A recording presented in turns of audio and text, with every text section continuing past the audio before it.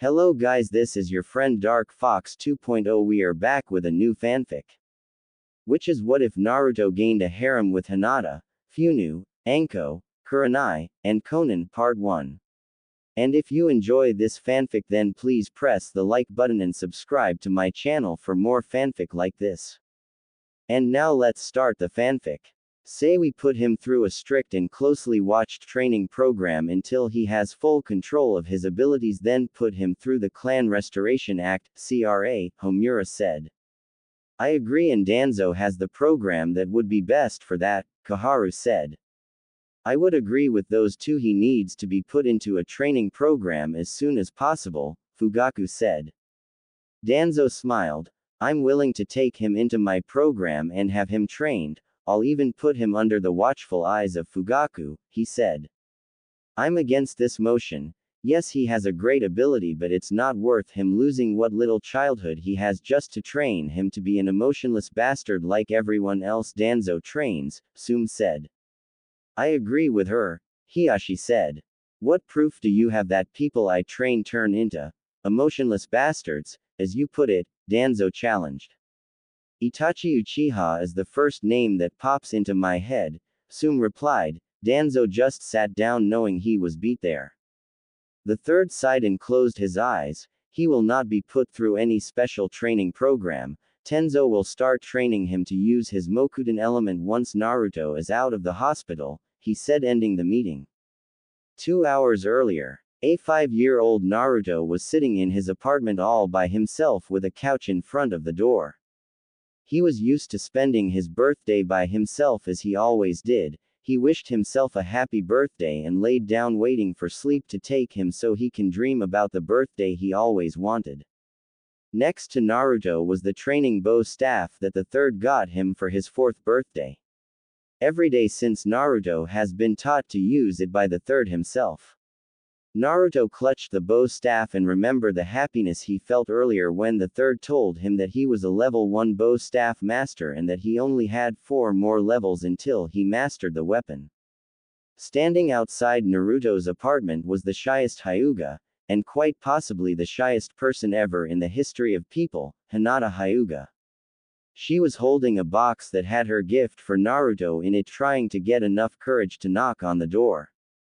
After gathering enough courage, she reached out, and before the door opened she heard the sound of glass breaking and yelling from inside the apartment. Hearing her crush's screams, her courage went through the roof and she gathered chakra into her hand and hit the door lock, breaking it and pushing the door open. She ran into the apartment and saw 5 ninjas. All she guessed was Chunins. Clutching her present, she ran and threw herself over the injured and screaming Naruto. The ninjas, not seeing her in time, continued their attack, but before they hit them, the 2 5-year-olds they was protected by wood that jumped out of the floor and surrounded the two. The ninjas was also thrown into the wall by a pissed-off Anko, Kurenai, and Hokage. Anko had her poisonous snakes coming out ready to attack when she was stopped. No, Anko, I can't afford to give the elders a reason to execute you. You're too skilled and talented to watch die for these bastards, the third said. Come on, just one. Anko was eyeing the one in front of her with a look that promised a slow and quite painful death. No, Anko. The third then snapped his fingers and an ANBU team was there. Take these ex-shinobis to prison, I will deal with them later, he said. Once they was gone, the 3 left turned to Naruto and was surprised to see him covered by wood. Kurenai walked up and knocked on it. Naru-chan, it's me, Kurenai, the bad people are gone, she said in a soothing voice. The wood slowly pulled back only enough for Naruto to peek out. Once he was sure that they was free, it all went back into the floor. Naru-chan, how did you do that with the wood? Kurenai asked. I don't know, it just happened, Naruto replied through his pain. Naruto, you have the ability to use Mokuden element. It was used by the first Hokage, the third said. Anko was thinking something different. Hinata Hyuga, she asked. The Hyuga turned and looked at them with a deep blush and a terrified look. Why are you here? It's after 9 at night. Do your Otusan know you're here? And what's in your hand? She asked. Hinata ducked under the questions. No, I snuck out, and this is for Naruto-kun. Today is his birthday, she stuttered badly. Naruto looked wide-eyed. You got me a present? He asked in shock. She just nodded. Well, don't make us wait, let him open it. Kurenai nudged her. Hinata slowly gave Naruto the box. Naruto tore it open like it would run away and looked at an orange outfit. This is the best gift ever, he said excited. He tried to get up to hug Hinata for the gift but stopped in pain. Itai, he yelled holding his ribs. Naruto-kun, Hinata panicked. Don't worry Hinata, we need to get him to the hospital, the third said. Anko grabbed Hinata while Kurenai grabbed Naruto and they followed the Hokage to the hospital. After firing 2 nurses and breaking a few ribs of a doctor, Naruto was in a room unconscious on a bed. Will you stay here to make sure he receives proper care? The third asked. Of course, but what about Hinata? Anko asked. I'll take her with me. Hiyashi is going to be at the meeting later today, she will go home with him, the third said, grabbing Hinata's shoulder and going puff with her. 30 minutes later, Naruto was healed, the best that the head doctor was willing to do. Anko and Kurenai knew that Kyuubi healed him while he slept, so they let him off with a few bruises and missing teeth. They pulled the other bed over to the one that Naruto was in. Since he wasn't connected to any tubes or anything like that, they put him between the two and went to sleep. Naruto subconsciously snuggled into the Takunoichis. They both smiled and let sleep take them. Present time. Jumping into the window that Naruto, Anko, and Kurenai was sleeping in, a kunoichi looked at the three and wondered how she would make this work without waking the two. Before she could do anything, she was pinned against the wall by a few snakes. Anko and Kurenai got out the bed with kunais ready. Why the hell are you sneaking into our room? Anko asked. And who are you? Kurenai added. The kunoichi tried to raise her hand but was stopped by another snake, shot out and stuck its teeth into the wall with her arm in its mouth. Anko reached up and grabbed the mask. The kunoichi they was looking at had purple rectangles under her eyes, long dark brown hair, and bright green eyes. I'm Rin, I was taught by Minato along with Kakashi, she said. Anko got over her shock. Everyone thought you was dead, she said. I bet Kakashi told you that, Rin said. Well anyway, why are you here now? Kurenai asked. I'm here with his Obasan. It's a long story, but she wanted to take him away from this village and train him with love like he should have been receiving, Rin told them. I have an Obasan, they heard. The three looked over at Naruto and saw him struggling to sit up. Naru-chan, don't move, you're not healed yet, Anko and Kurenai yelled, running to him, forgetting about Rin. Ni-chan's I'm fine really. I want to know more about my Obasan though, Naruto said. Rin walked over to them. If it's okay with you two, I can heal him, she said. Anko and Kurenai moved to the other side of Naruto without question and watched as she healed Naruto. Now about your Obasan, she is pretty pissed she was never told you was alive, she said. What's her name? Naruto asked. Konan Uzumaki, she is the youngest sister of Kushina Uzumaki, your cousin. They was split up during the Third War and have been looking for each other since. Kushina sent me out to find her. Once I told her about you being born and that Kushina would send word for her to come. Once Kyuubi was defeated, we traveled the shinobi world together. When he got wind of a blonde Jinchuriki, we both headed this way. We asked around about him, and as soon as someone said, Naruto Uzumaki needs to die, Konan almost quite literally went on a rampage. I convinced it would be better to train you away from the village, Rin told them. So she is waiting on me? Naruto asked. Yup. She gave me 10 minutes to get you from the hospital before she destroyed it to get you herself, Rin said. Naruto looked at Kurenai and Anko. Can they come? He asked. Rin smiled while shrugging. It's their decision, she said. I'm coming, Anko said automatically. You can't get rid of us that easy, Kurenai said. Kurenai picked Naruto up and the three kunoichis jumped out the window and headed towards the village wall where Konan was waiting. Rin, I asked you to retrieve my nephew, not kunoichis, she said. I did. He asked them to come with us and they agreed, Rin said. Fine, let's just go already before I kill the next person I see, Konan said. Wait, I'll be right back, Anko said and vanished. She returned a few seconds later with a sleeping Hinata. Sorry, but I couldn't leave her behind. It would kill her waking up and not knowing where Naru-chan is, she said. The next day, Hiyashi stormed into the Hokage's office waving a scroll in front of the third. What the hell is this? Who the hell have my daughter? He bellowed angrily. The third sighed and showed him the same letter for Naruto. I don't know, Naruto is missing also, so is Kurenai and Anko, but this letter said they will write as soon as they get the chance. At least we know they are in good hands, and the Byakugan won't be stolen, the third said. The Byakugan? Screw the Byakugan, my daughter is missing. Do you understand that? I don't care what happens to the Byakugan, I want my daughter, Hiyashi bellowed again. The third blinked. When did you get so protective of Hinata? I thought she was too weak, he asked. Hiyashi looked murderous. That has absolutely nothing to do with my daughter being missing, he said. The third sighed. All right, Jiraiya and Tsunade, and let them know what happened and ask them to keep an eye out for the two, he said. I expect to hear their reply as soon as it arrives. Hiyashi then left. The third sighed and looked at his letter again. Outside of Hai no Kuni, Hinata finally woke up. Hinata stretched and looked around. Where am I? She asked. So you finally woke up? She heard a familiar voice. Breakfast is ready, the voice said again. Hinata rubbed the sleep out of her eyes and looked. Anko-san, why am I here? Why are you here? Where is here? Is the village in danger? She asked. Anko laughed. No, Hina, the village is fine. We are a few miles away from Konoha. Why you ask? Because of what happened yesterday. Naru-chan almost died, then unlocked his Kekkei Genkei to protect you, and his Obasan finally found out he was alive and was damned if he would stay in the village, so we came with him. I brought you because I figured you would want to be with him also, she said. Hinata nodded, taking everything in. She sat next to Anko and took the food and ate while thinking. I'm away from home with Naruto-kun. She blushed. He has an Obasan, that's good, I'm happy for him. She took a bite of her rabbit meat. Then something hit her. I thought his family was dead, she said.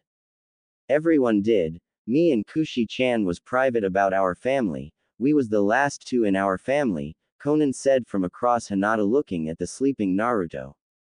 Hinata looked at her, then followed her eyes to Naruto and giggled. He is so cute the way he sleep, she unknowingly said out loud. Yes, he is cute the way he sleep, Anko said. Hinata blushed. I said that out loud, she stuttered.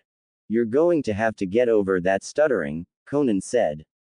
Rin smacked her in the head. Leave her alone. Not everyone has seen the things we have. She is just scared, she said. Konan rubbed the spot that Rin smacked and glared. Hinata giggled. You two act like Anko-san and Kurenai-san, she while still giggling. Kurenai swallowed the last of her food. Well, now since we only have to wait of Naru-chan, let's start a training schedule for those two, she said. I agree that we should, but we need to find Tsunade since she is his cousin, by a few generations, and Jiraiya since he is Naru-chan's godfather, Konan said. Wait, they knew about Naruto-kun but didn't raise him, why? Hinata asked with stutter. Because they was denied so many time from helping him that they both vowed not to return to the village until Naruto was a genin, that way they could train him the way they wanted, Kurenai said. Naruto finally woke up and crawled over into Anko's lap, burying his face into her womanhood while trying to get a few precious minutes of sleep. Kurenai and Anko smiled. Hinata blushed. Rin and Konan tried not to laugh at the look on Hinata's face. Anko rubbed Naruto's back. Now Naru-chan, you're too young to be that forward, she teased. Naruto immediately shot up and was on the other side of camp with a blush that was on its way to passing Hinata's worst blush. Ni-chan, what are you talking about? I was trying to sleep, he stuttered. You sure? I think I felt something moist touching my skin, she continued to tease. Naruto went wide-eyed and passed out. The four kunoichis burst out laughing. Hinata looked worried at Naruto. Kurenai shook Naruto. Naru-chan, she was just teasing you, she said. After everyone had ate and washed in the spring, they headed off again. Naruto, did Rin tell you about me? Conan asked. Well, she told me you was my Obasan and was separated from my cousin during the Third War and you was waiting on her to send you a letter to come see me, Naruto answered. Okay, first off my name is Conan Uzumaki, you can call me Conan, Obasan, or Nichan, she was interrupted. What about cousin? Naruto asked looking at her. Conan looked surprised at him. If you want to, she said. I do. I think cousin would be happy for me to call you cousin, Naruto said. Well, you can call me cousin, she smiled. Conan, you was telling him about yourself, Rin reminded her. Oh right. Well, I'm the Imouto of Kushi-chan, she taught me everything I know and most of what she knows. I can use kami origami no jutsu, you should be able to use them also. I'm mainly a wind type like Kushi-chan, but I can also use the other elements pretty easy except Raiden, which uses more chakra than the other elements. I spent the last 5 years traveling and training with Rin. We both have become quite the team. She specializes in medics while I'm more sealing. I'm 21, exactly 5 years younger than Kushi-chan. I think that's everything, she said. Wow, can you teach me to use kami origami? Naruto asked, bouncing around. Yup. That's one reason I took you from the village, Conan said. That and you was about to go on a rampage that only Kushina have ever been able to stop, Rin mumbled. Can I learn medics? Hinata quietly stuttered. Of course you can, Rin said cheerfully. Conan went into her pouch and pulled out a scroll. Here, pick out a weapon to learn first, but know before you two become a genin you will know how to use all them, she said. Naruto looked at them. Gigi said I'm a level 1 bow staff master already, he said. Conan nodded. Well, pick the bow staff. Each weapon has 5 levels to master. We will work on each for hours a day to increase the speed you learn at, she said. Why not have them use Kage Bushin? Anko asked. Conan shrugged. I didn't think of that, she said. Hinata looked at the weapons and picked up a fancy and harmless looking Chinese sword. I want to learn this weapon first, she said. Well, before you two start you need to increase your chakra to use Kage Bushin without any problems, Kurenai said. For the last few hours Naruto and Hinata was made to run up and down the nearby trees in order to increase their chakra and control. By lunchtime Hinata wasn't able to stand on her own. Naruto wasn't much better as he could barely stand. The two sat down and scarfed down their food. Hinata at a much slower and graceful pace than Naruto, but still like she hasn't ate in days. After lunch they headed off again, Conan carrying Naruto and Kurenai carrying Hinata since it would be faster than letting them run themselves. By nightfall they arrived in Nami no Kuni. Rin went to get an hotel while the rest went to find a restaurant. Once they was done eating they went to a secluded area and started taijutsu training. Hinata started with snake style. Naruto started with dragon style, taught by Conan. The next morning, after more intense chakra training that involved walking on water and hungry snakes, they headed towards Mizu no Kuni. After a few hours of running across the ocean they finally reached land. They looked around. It looks like a war has been through here, Rin said. I heard something about a bloodline purge going on here. Maybe they are fighting back instead of just letting the Mizukage kill them, Kurenai said. Let's look around, maybe we can help a few people, Rin said as the medic in her kicked in and wanted to help all she could. Conan shook her head at her. You and you're always wanting to help people, she mumbled. Rin smiled and grabbed Conan's and pulled her along while she still had Naruto on her back. Anko and Kurenai looked at each other and shrugged and walked behind them. Kurenai looked at Rin and Conan happily hold hands as if nothing mattered and peeked over at Anko who was watching them hold hands. Kurenai slowly reached out and grabbed Anko's hand, surprising her. As the group walked they came across a girl that looked to be a year or two older than Naruto and Hinata. Rin walked over to the hut she ducked in when she noticed them. Excuse me, why are you alone? She asked. The girl backed up from Rin. Stay back, we'll use my hideout and if you try anything, she said. Rin put her hands up. Don't worry, I'm a medic nin. I want to help you, she said. How do I know you won't try and kill me like Otusan did? She asked. What? Conan started but was quieted by a look from Rin. Don't worry, I will protect you with my life. You can travel with me and my family if you want, Rin said to the girl. She just moved further into the wall away from Rin. Hinata squirmed her way off of Kurenai's back and slowly walked over to the girl. Hello, I'm Hinata Hyuga, what's your name? She said with a stutter. Haku, the girl replied with a stutter. Hinata smiled. I think you should come with us, you won't have to be alone, she said, thinking about all the times she wished she could talk to Naruto like this. Haku looked at them, then back to Hinata. You promise they won't try and hurt me? She asked. Hinata nodded. I will protect you, you're my friend, she said. Friend? Really, I only ever had a friend, Haku said. Hinata grabbed her hand and led her to the others. You have two now, she said. Well, that was unexpected, and I must say it was rather sweet, Conan whispered to Rin, who just nodded. Naruto happily walked over to Hinata. Hinata, who is your friend? He asked rather loudly. This is Haku-san, Hinata replied with a stutter and blush. Hi Haku, I'm Naruto Uzumaki, he said, holding out his hand. Haku looked at it, then at Hinata, who nodded to her. I'm Haku, she shook his hand. Well, now let's see if you're injured, Rin said, going through some hand signs. Haku saw her hands turn green and backed behind Hinata. When she noticed Rin not hurting her but healing her, she relaxed. Once Rin was finished, she smiled. Well, now that your minor wounds are healed, let's get going, she said. Naruto climbed back on Conan's back while Hinata climbed on Kurenai's. Haku looked around and slowly approached Rin and climbed on her back. So what now? We can't stay here if they are killing people for no reason, Anko asked. I agree, Conan said. Haku, is there another clan in this village? Kurenai asked. Haku thought for a moment. Yes, but they are vicious and like killing each other. The Kagaya clan. I have a friend in that clan, though she might want to come with us, she finally said. Well, to the Kagaya clan estate it is, Conan said. They quickly crossed the village and saw that most of the Kagaya clan was dead or dying.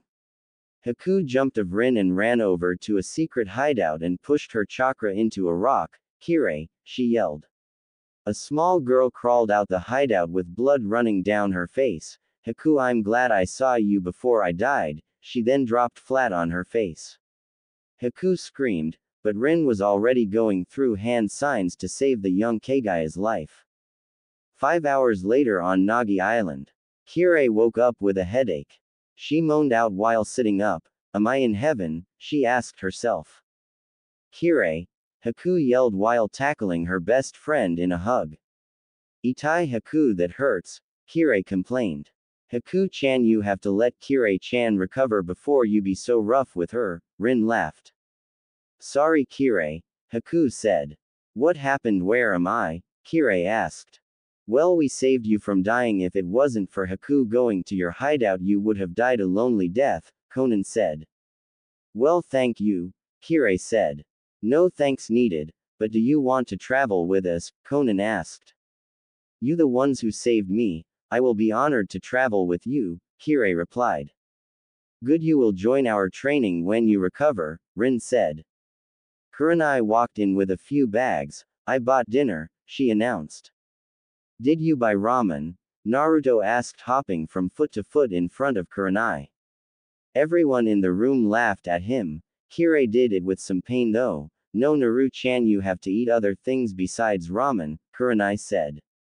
As they was about to start eating, there was a knock on the door. Kurenai walked over to it. Yes, she asked, opening it, and was shocked. Sorry for the intrusion, but I sensed by Itoko in here. Can I see him? Tsunade asked a gaping Kurenai. She just nodded and moved to the side for Tsunade and Shizune. Tsunade walked into the room. Naru-chan, she said slowly. Naruto looked up and saw Tsunade and immediately jumped up and ran to her. Itoko, he yelled, jumping into her arms. Tsunade caught the small boy easily and hugged him tightly while kissing him on the top of his head. I missed you so much, my little Naru-chan, she said with tears in her eyes. I missed you to Itoko, he replied with his face in her chest. How long has it been, Su-sama? Shizune asked as Naruto jumped from Tsunade into Shizune's arms. Far too long for my liking. How have you been, Naru-chan? Tsunade replied. Well, Gigi started to teach me to use a bow staff when I was 4. I'm a level 1 master, can you believe that? He said excitedly. I'm happy for you, Naru-chan, but what else happened in those 3 years I was gone? Tsunade asked. Well, Naruto stopped and fidgeted, not wanting to tell her. Well, since Naru-chan don't like talking about it, I'll fill everyone in, except Hinata and Kurenai, Anko said. Once everyone had their attention on Anko, she started. Well, since Tsunade left, the council have tried multiple times to have Naru-chan executed. Danzo tried to get him into his training or brainwashing program, as I call it. Kakashi Tem, who, by the way, for those who don't know, he was trained by Naru-chan's Otusan, have not even made an attempt to keep Naru-chan safe. The only friends Naru-chan has are those here now, and the third who is like a grandfather to him. Also, he has been beaten by the villagers and a few chunins almost every day for the last 3 years. Also, he was almost killed more times than any of us want to remember, she told everyone. Tsunade, Shizune, Rin, and Konan was pissed, all fighting the urge to march to Konoha and kill a few thousand people for how they treated Naruto. Haku, Hinata, and Kirei looked like they was about to cry. Eventually Tsunade calmed herself enough to talk. Well, Naru-chan and ladies, I hope you like medics because I'm putting you 4 through the toughest medic and chakra training you will ever go through, she said. What, Itoko, why do I have to learn medics? Naruto complained. Because I said so, and Kushina was a pretty damn good medic in her own right, and I'll be damned if her son doesn't learn it, Tsunade said, leaving no room for Naruto to argue with what she said. Haku, you need to pick out a weapon to train with. Once you master it, you will go on to the next weapon. Kirei, I'm going to assume that you know how to use your bloodline to make weapons, Konan said. Yes, I can make almost any weapon. Our clan starts early on learning our bloodline since it's the only weapon we use, Kirei replied. Good. Since I'm teaching Naru-chan dragon style and Anko is teaching Hinata snake style, who will teach Haku and Kirei? Konan asked. I'll start Haku on medic style, Shizune said.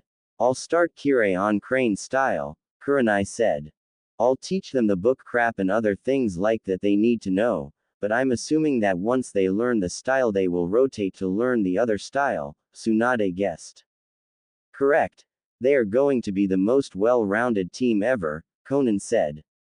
Tsunade smiled. Well, kids, better be ready for hell because you just entered it and the only way out is through hard work and outstanding teamwork, she said. The 4 kids just groaned while imagining the pain they would be put through.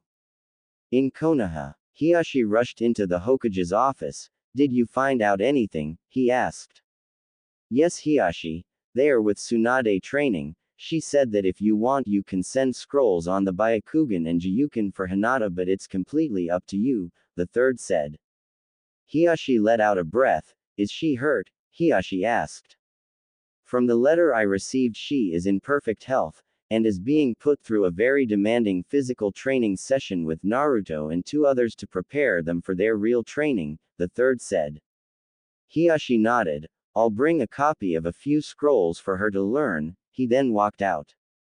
On Nagi Island, the 4 kids was laid out on the ground trying to catch their breath. Naruto had always thought Shizune was the sweetest and nicest person and had no mean bone in her body, but after what she just put them through, he was rethinking his opinion of her. Her physical training, the 7 layers of hell the 4 kids called it, consisted running 5 miles with boulders on their back, ungodly amounts of push-ups and sit-ups, 100 punches and kicks to a padded tree, more boulder running except this time with smaller boulders and on water, dodging kunais, shurikens, paper weapons, rocks, and anything else the adults could find and throw at great speeds without moving their feet, and not to mention waking up at the god-forsaken hour of 5 in the morning. I mean, really, who wakes up at that time just to go through this hell? Naruto thought. Okay, enough rest. Shizune piped up. What, but we didn't even have a full 10 minutes, they all complained. Shizune glared at the four. She actually glared. This shocked the four greatly. I set up now, she said in her commander voice. They all jumped up. From what they knew, Shizune was so sweet and nice that she never talked with that kind of tone, so they didn't want to know what would happen if they didn't listen. Shizune walked in front of them. Now we need to work more on your chakra reserve and stamina so you all can use Kage Bushin to increase the rate at which you train. Get on the water and lay down, face up Naru-chan, until I tell you training is over, she told them. The four ran over to the water and laid down, finding it hard to stay atop at first, but slowly they started to figure out how to do it. Tsunade walked up to Shizune. I'll watch them. The other wanted you to join them for personal training, she said. Okay, Su-sama, Shizune replied. Stop calling me that please, Shizune, Tsunade said. Okay, Su-chan, Shizune giggled. Tsunade just shook her head at her apprentice. Shizune found the other four in another training area a few miles from the one Sei had the kids at. Hey, she said. Shizune, how is training going? Kurenai asked. Well, if I keep pushing them this hard, I predict the girls will be able to use at least 3 Kage Bushins in a month, Shizune replied. Great, then we can start the real training, Conan said. Yup. Now let's start our spars. I haven't had a good fight in so long, Rin said. 4 hours later, Shizune sat up off the ground, panicked. Oh no, I forgot to tell Su-chan when to let them off the water, she said, and ran back to the training ground with the other four behind her. They all arrived in the training area to see Tsunade and the 4 kids sleep. I thought they would still be on the water, Shizune said, letting out a breath. Enko looked at her watch. Time for weapon practice, she said. After a few snakes and 4 alert kids and a smirking Enko, she started. How was your sleep? She asked. Not long enough, Naruto said. Too bad. Time for weapons training, Enko said. Conan then threw a scroll to the 4 of them. Those are the 5 levels for the weapons you are learning. Hina, Haku, and Kirei, you each start level 1. Naru-chan, you start level 2 inches, she said. Don't forget, if you need any help, ask us, Kurenai said. A month later, Hinata was able to make 3 Kage Bushins and still have enough chakra left for what she needed to do. Haku was able to make 4, Kirei was able to make 6, while Naruto couldn't make less than 10, so he was limited to that number, while the others had to keep as many made as they could. Naruto had to use 8 of his Kage Bushins to work on chakra control so he wouldn't get too far ahead. Hinata used 1 clone to help her with level 1 of the Chinese sword, while the other 2 started level 2. Haku used 1 clone to help her with level 1, while 2 started level 2, and the last went to work on increasing her reserves. Kirei did the same, except she sent 3 to work on her reserves. They was traveling towards Cha no Kuni as they all got dizzy from being on an island for so long. Hinata's birthday. As the group arrived in Cha no Kuni, Hinata spoke up. My birthday is next week, she stuttered out. Everyone looked at her. Really, now that's good to know, Tsunade said while thinking what to get the 5-year-old. Anything specific you want? Conan asked. Hinata thought. I used to help my cousin in our garden when she was still alive, Hinata said. The 4 was given the week off from training because of Hinata's birthday. On her birthday, Hinata woke up to find that she was all alone in the hotel room. She slowly washed and got dressed and went to the cafe in the hotel for breakfast.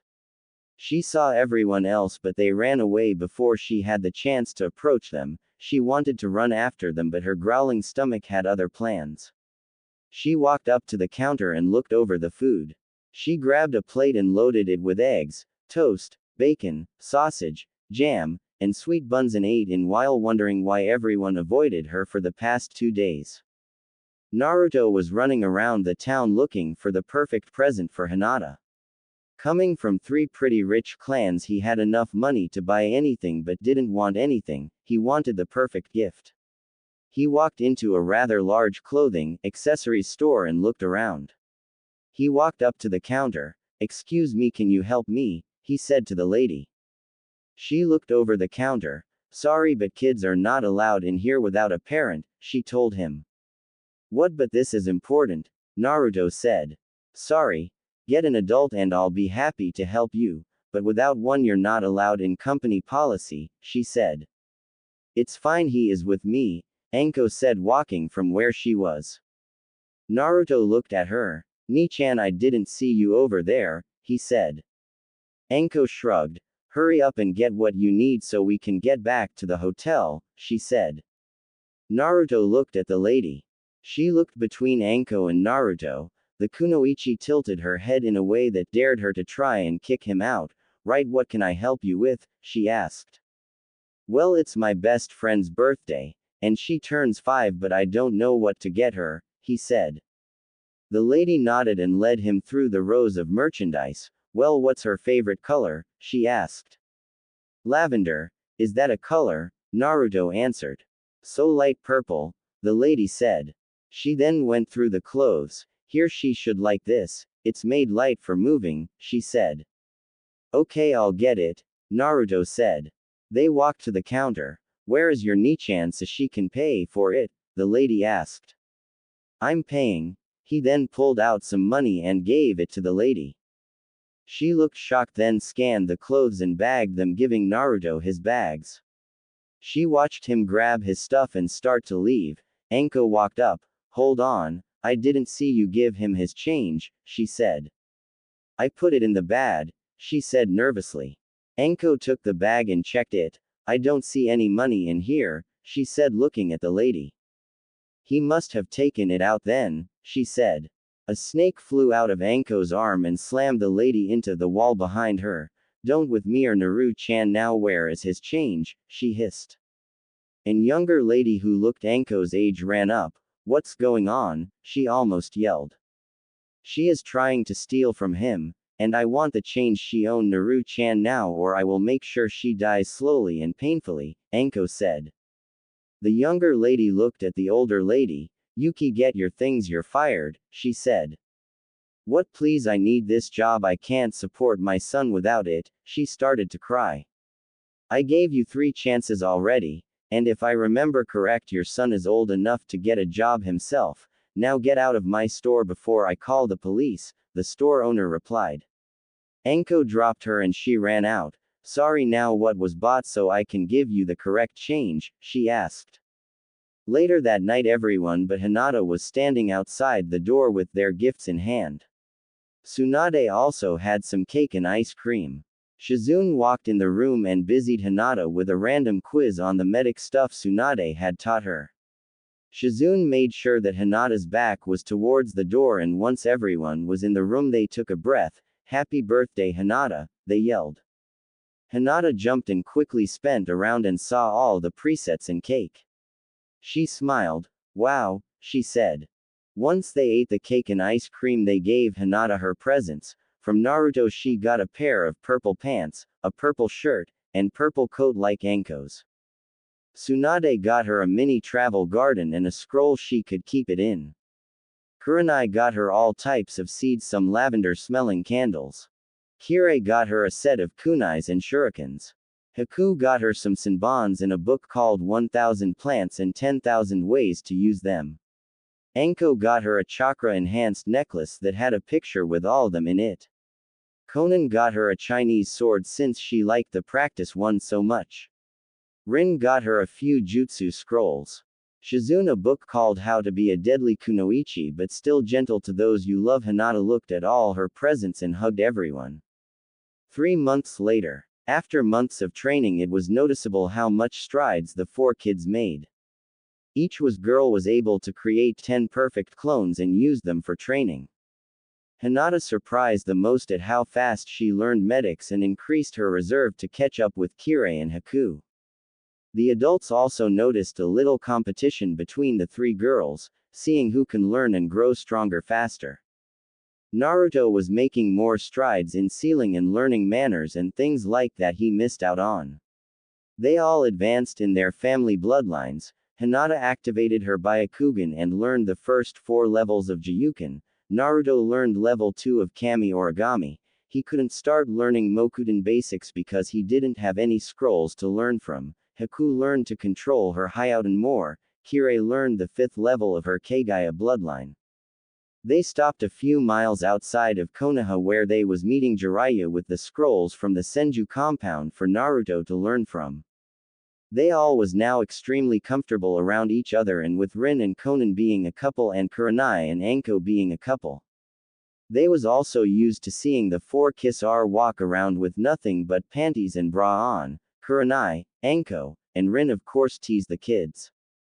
Konan teased the girls but not Naruto for obvious reasons. This didn't go without a consequence because the kids started to show signs of perversion, especially Naruto peeping in on everyone except Tsunade and Konan while they showered or bathed, which by the way everyone knew about, but since he didn't do it out in public they didn't say anything, and the adults even went out of their way to keep the door cracked for him. The 3 girls peeped on the adults but not as much as Naruto, just when their curiosity got the best of them, which wasn't more than once or twice a month.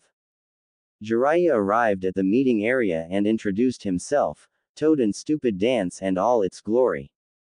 This of course resulted in the kids really doubting that he was a senin after noting how serious Tsunade was out in public, but once he got the crap beat out of him by Tsunade, for staring at her, and got up like nothing happened, they put their doubts behind them.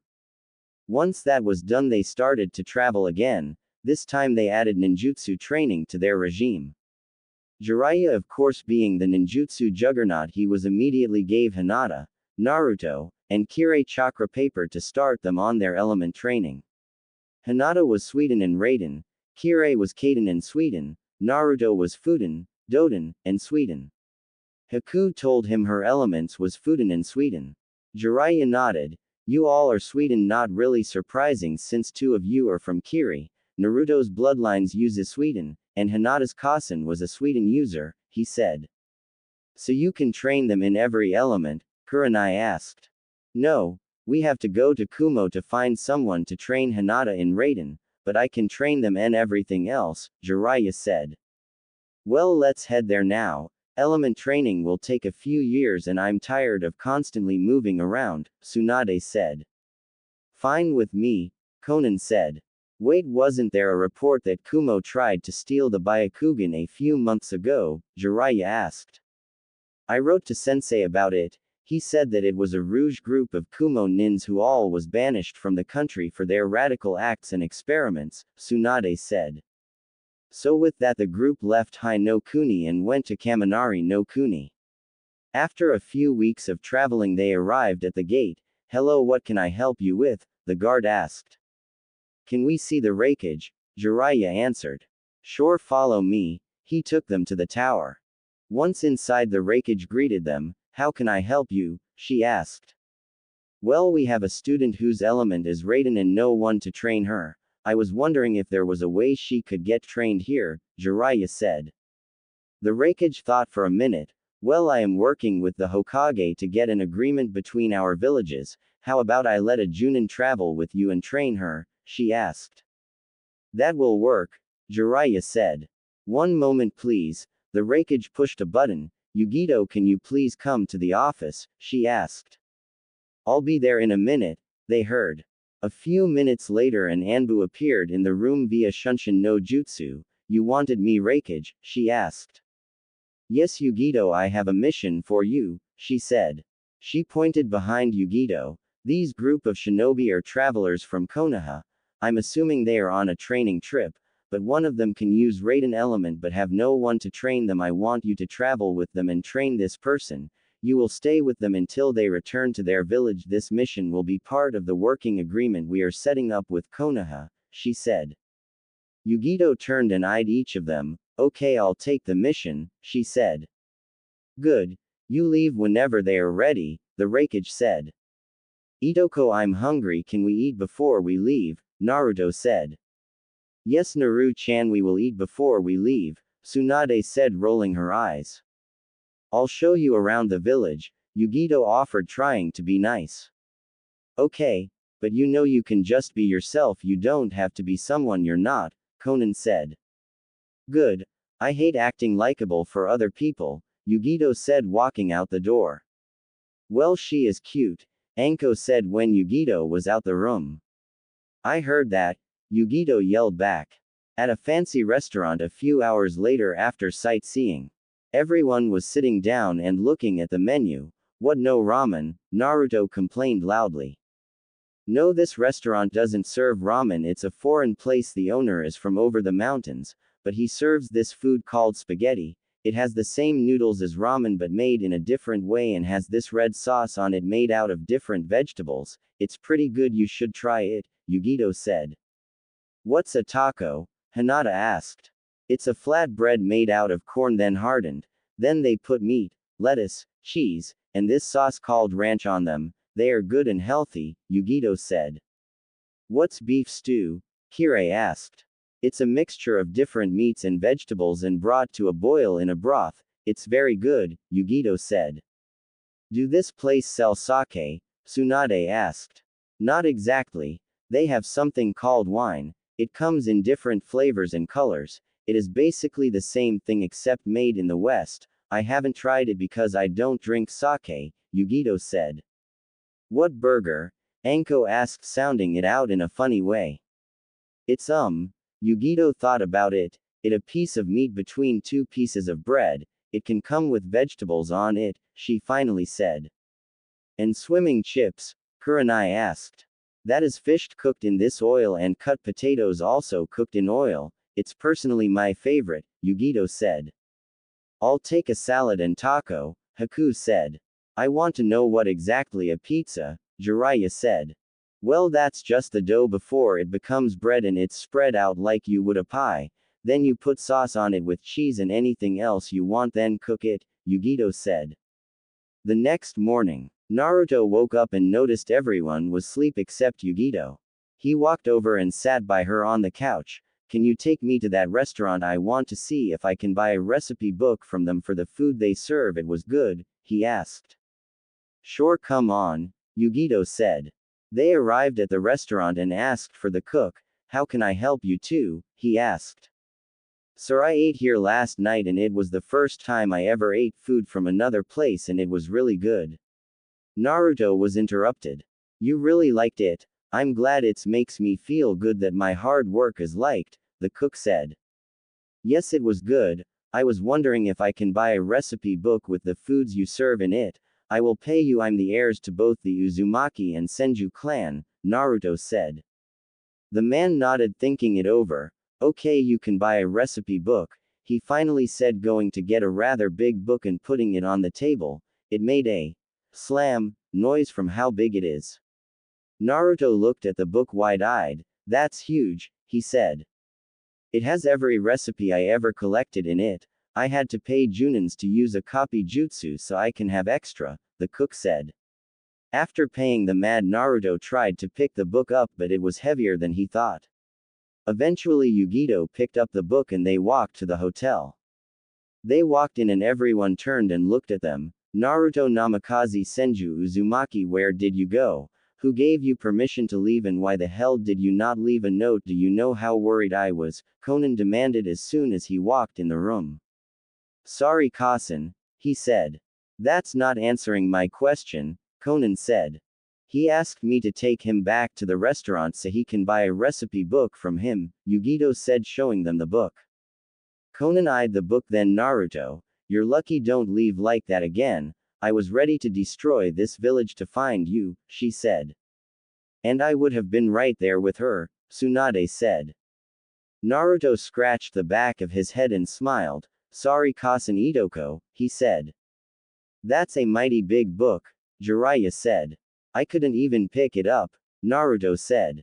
Jiraiya pulled out a medium-sized scroll. I foresee Naruto collecting recipe books from a lot of restaurants, so I will store them all in this scroll, he said as he finished creating the seal for the book. In Konoha, Funu's Uchiha was walking around the Uchiha district by herself. Being a direct descendant of Madara, she was treated like royalty by everyone in the clan and it annoyed her. Instead of praising her for how hard she trained, they praised her for things that happened decades before she was born.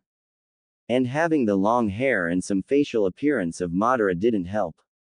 She was the youngest living Uchiha, only 5 years old, but she was already predicted by the clan elders to be a prodigy.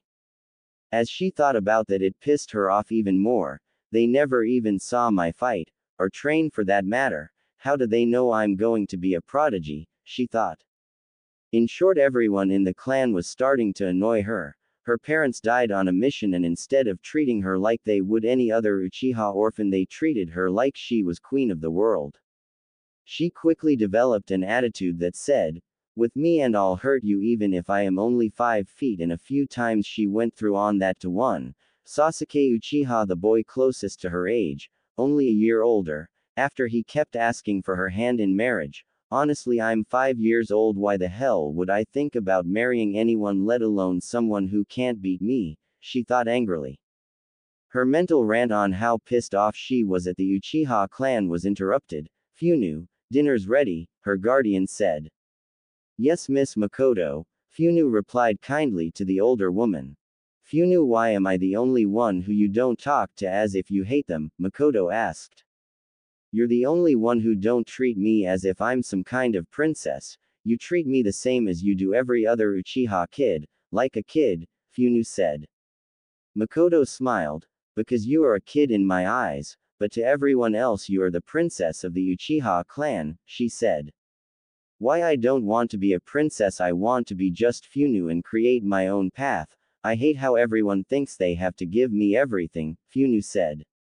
"I know you do, sweetie, but you only have to put up with it for a few more years until you get on a genin team," Mikoto said. A year later, Hinata, Naruto, Haku, and Kirei grew stronger during the past year to the point that they all was able to do basic jutsus in their element.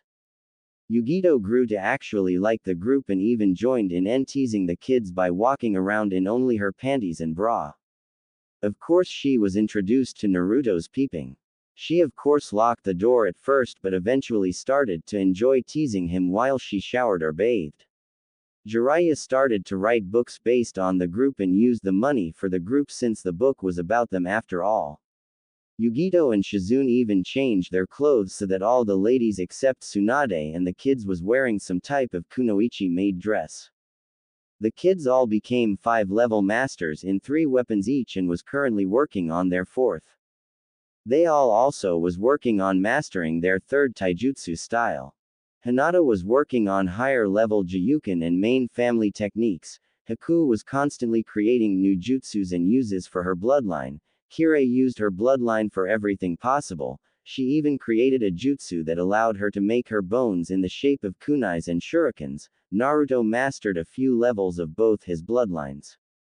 They all became good medics. Hinata and Haku clearly outshined Naruto and Kirei, but they knew enough to make Tsunade happy. In sealing is where Naruto and Kirei outshined Hinata and Haku, but Naruto clearly showed that he was well above the skill of someone his age should be in sealing. They each had a seal on their hand that held their favorite weapon in it. For Hinata it was the Chinese sword she got for her 6th birthday. For Haku it was a Zanpakuto she got for her 9th birthday. For Naruto it was a gunblade that Konan got for his 7th birthday. For Kirei it was a death scythe, the only weapon she couldn't make out of her bones. It was given to her on her 8th birthday.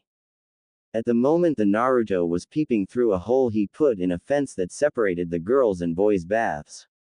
The girls was used to him doing this, but Hinata, Kirei, and Haku still was shy about him seeing them uncovered. Anko smirked and went in front of the hole and bent over. "Like what you see?" she asked, waving her butt in front of the hole.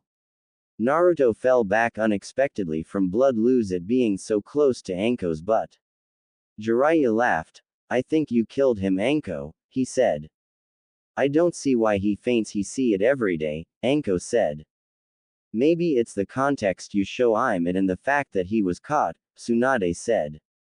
Naruto came to in the hotel room. "You finally woke up," Anko said, standing over him in only her panties and bra. Naruto just started at her with a blush. "You know if you move any closer you will kiss it," she teased. "Anko," Naruto complained, blushing harder. Anko just laughed and walked away. "Anko, will you get dressed? We have to leave soon," Konan said. Anko looked at her. "You're not even dressed," she pointed out. "Yes, I'm getting my clothes," and I'm also not teasing Naru-chan, Conan said. That's because he is your nephew. That would be gross if you teased him like I do, Anko pointed out. A.N. Minato is the great-great-grandson of the second Hokage, making Naruto the great-great-great-grandson of the second. No one knew about Naruto having the ability to use Mokuton until the day he was attacked on his birthday, not even Tsunade knew. Conan is good and she does not know who pain is. At the end of this chapter Naruto and Hinata are 7, Kirei is 8, and Haku is 9. Shizune, Rin, Anko, Kurenai, and Conan are all 23. I changed their age to fit better for the story. Jiraiya is Naruto's godfather. Hiashi is not a bastard in this story. It will follow the main story of Naruto with some notable changes to certain things. For those wondering, I know someone is curious about it, Hanabi will not be part of the harem, neither will Tsunade or Conan.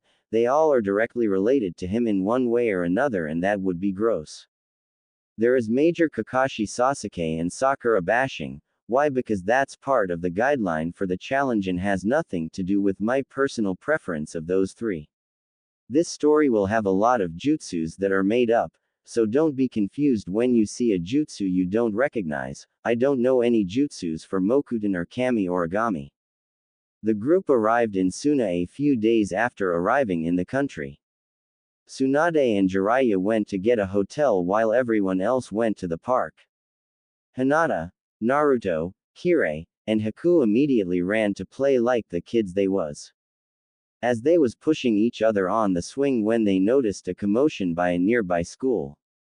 They walked over to see what was happening and saw a boy grab a ball without any hand signs from a building, and of course Naruto wanted to know who the boy was. Hey, that was so cool, how did you do that? What's your name? I'm Naruto. Are you a shinobi? Because I'm training to be one. Before he could continue, Haku formed an ice block over his mouth. You will have to excuse Naru-kun, he gets excited when he sees someone do a jutsu. By the way, I'm Haku, she said. I'm Hinata, Hinata said. Kirei said. Everyone blinked at them. Do you know who you're talking to?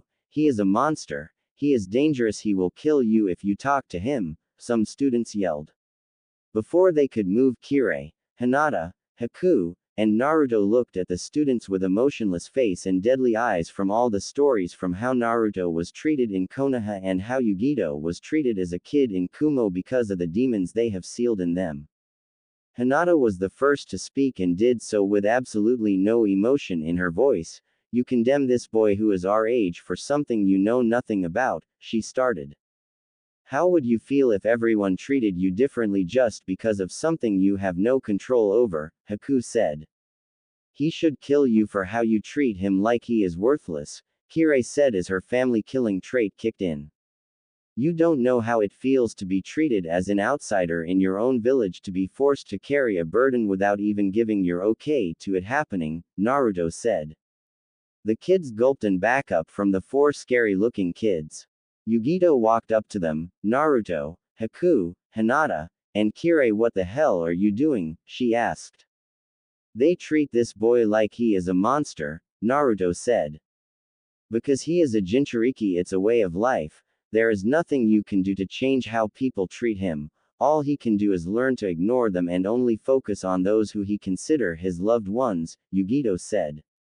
But Naruto was cut off. No buts, now go play before I punish you 4 inches, she said. The four ran off and Yugito turned to the students. You should be lucky I decided to stop them, and just because we have demons sealed in us don't make us a demon, just a jailer. She then walked away. A blonde girl came running up. Gaara, you okay? I heard screaming and ran as fast as I could, she asked. Yes Tamari, I'm fine. He thought about what the older blonde said. Tamari, how do you treat a loved one? He asked. Tamari blinked. Well, you care for them when they are sick, make sure they are not hurt, protect them, and help them get stronger. Why Gaara? She asked. Are you my loved one? He asked. Of course I am. You're my Otuto and best friend. I will always love you, Tamari said. Will we grow strong together and protect each other? Gaara asked. Tamari put her arm around her Otudo's shoulder. Come on Gaara, let's go eat. The school food winked at me, she said, leading him away from the students. She looked back over her shoulder at the 4 kids who stepped up and protected Gaara. I have to thank them, she thought. Later that night Tamari found out what hotel they was staying at and ran there. After knocking on the room door, Yugito opened it. Hello, I'm Tamari. I wanted to thank those 4 kids who stood up for my Otudo thins morning, she said. Yugito nodded. They was just about to go to sleep, but I think we can squeeze you a few minutes, she said, letting her in. She went into a room. Naru, Hina, Kirei, Haku, someone wants to talk to you real quick, she said. They walked out the room and saw Tamari. Sorry for waking you, but I want to thank you for helping my Otudo Gaara this morning. Everyone treats him bad because he has Shukaku sealed in him. Don't worry, I have Kyuubi sealed in me and I was treated just like he is, Naruto said. Well, anyway, thank you. I'm Tamari, by the way, she replied. Well, I'm Naruto. This is Hinata, then Kirei, and finally Haku. We are all best friends, Naruto said. Nice to meet you all and I hope one day we can become friends, Tamari said. I think we will, Hinata said. Well, bye, Tamari said. Wait, Tamari, Naruto called out before she left. He went through some hand signs and out of the ground grew a G and a T with a tiny hole on the top. He gave it to Haku, who turned it into ice with her Hyouden Jutsu, then gave it to Kirei, who used a small Kaden Jutsu to melt the ice around it, then gave it to Hinata, who used a Sweeten Jutsu to cool it. After it was cooled, she gave it to Tamari. It's a sign of our friendship. As long as you have it, we will always be friends, Hinata said.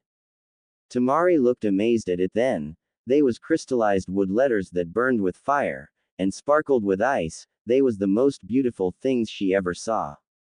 She looked at the 4 and smiled. We will always keep them, she then ran out the room.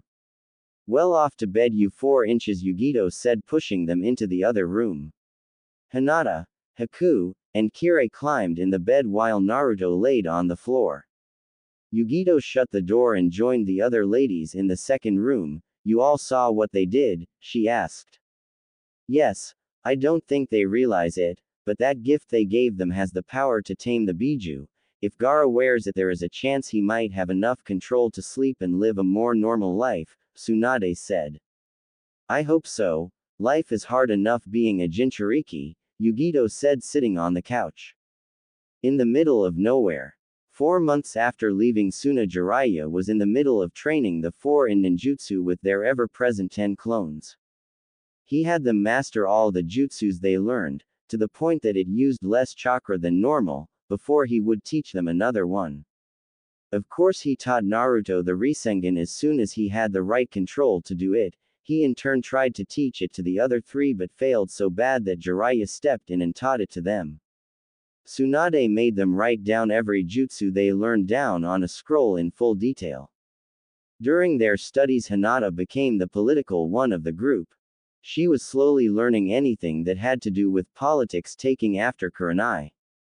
Haku became the medic of the group. With Hinata focusing more on the political things, she stepped up and became the leading medic, taking after Tsunade and Shizune. Kirei was the smart-mouthed, short-tempered kick weapons and poison expert of the group, taking after Anko in almost every way possible.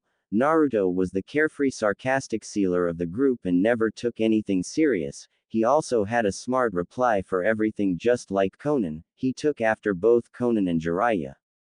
All the kids changed their outfits to match the adults. Naruto like Jiraiya, Hinata like Kurenai, Kirei like Anko, Haku like Tsunade.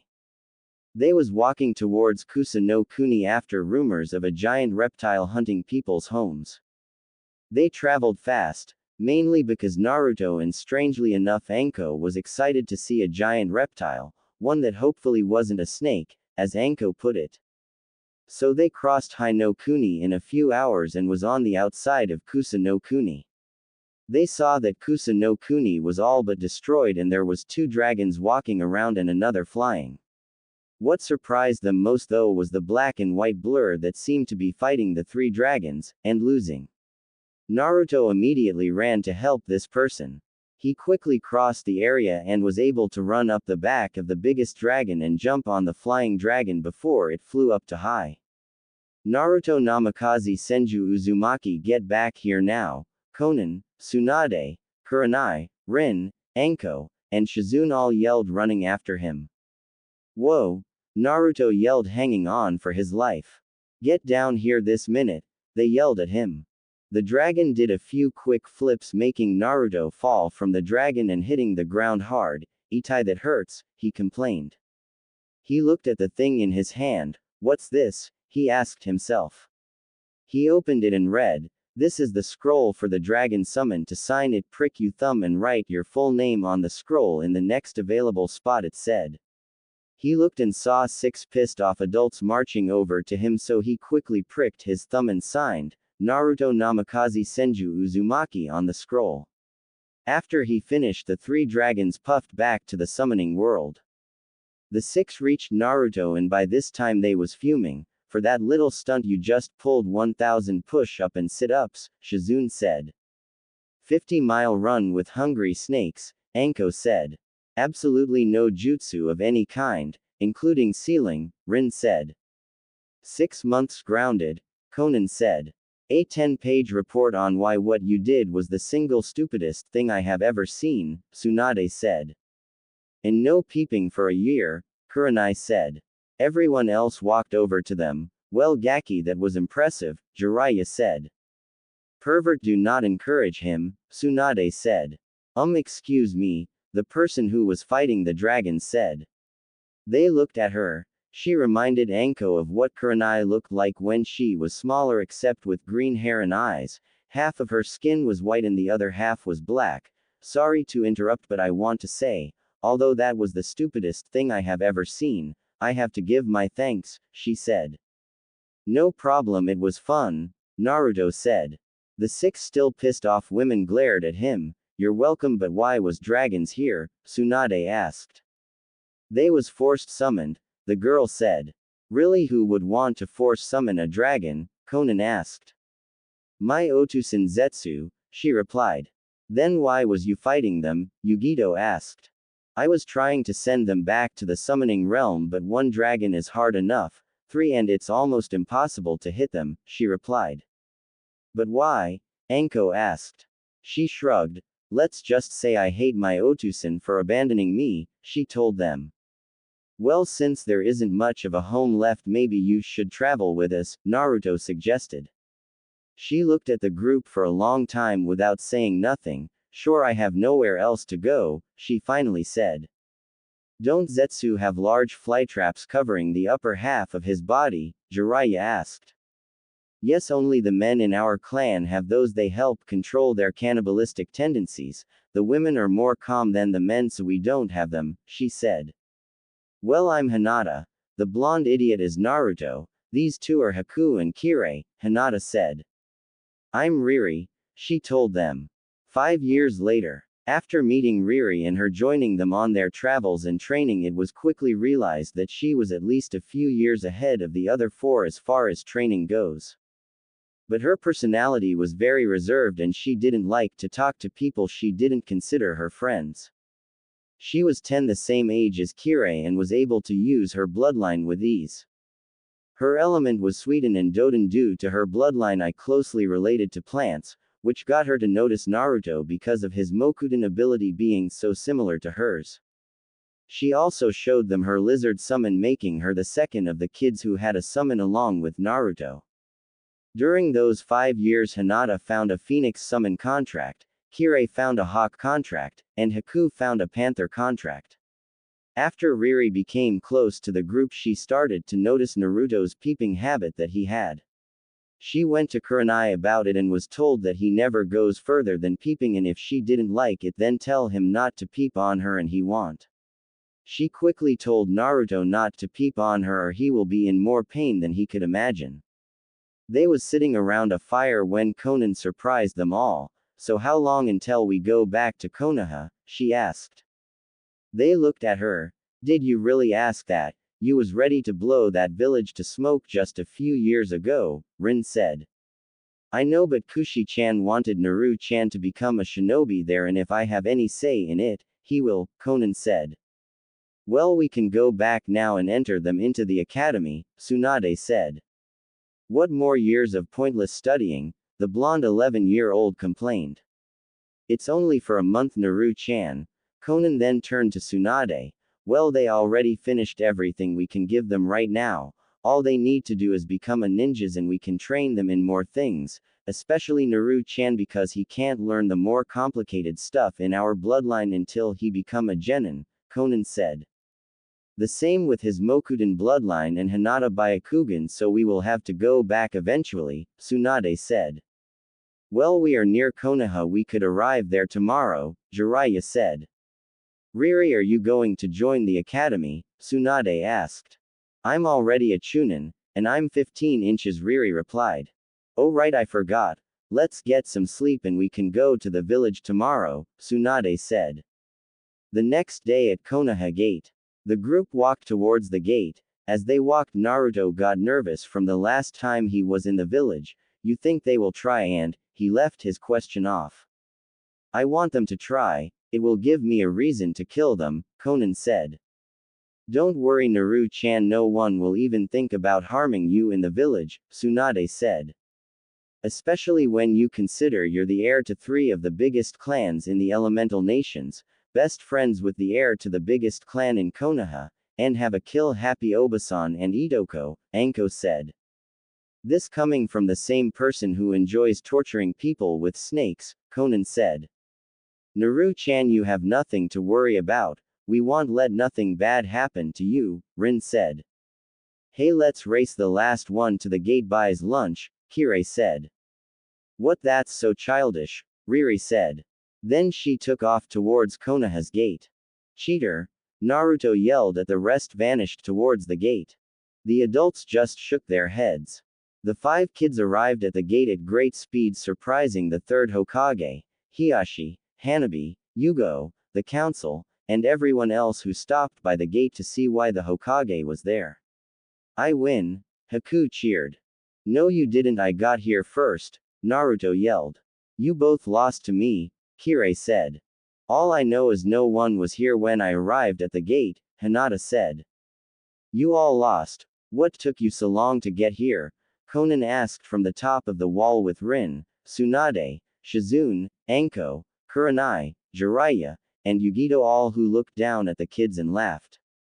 How did you get up there? I didn't even sense you pass me, Riri asked. That is a secret, Yugito said. Everyone who was there looked up at them. When did they get up there? Most of the shinobi thought. After everything settled down, Naruto looked at the 3rd. Hey Gigi, did you miss me? He asked loudly. The 3rd chuckled. Yes, I did, Naruto. How have you been? He asked. I've been great. Made some awesome friends, Naruto said. He then looked at the sky. So Gigi, how much trouble am I in? He asked. The Hokage was surprised by the question, as was everyone else, but he didn't show it. I have no clue what you're talking about, he said. For leaving like that 7 years ago, I'm sure the council flipped kunais, losing their scapegoat for when things go wrong, Naruto said. I assure you, Naruto, you are in no trouble. Actually, I'm happy you was able to leave when you did. It gave you the family you always wanted and I was unable to give you, the 3rd said. Naruto smiled at the 3rd. You was family enough, Gigi, he said. It got quiet for a minute until Hinata stepped up. Otusan, she said. Hiashi looked at her. From the look in his eyes she could tell he was happy to see her. Hinata, he simple said with a small smile.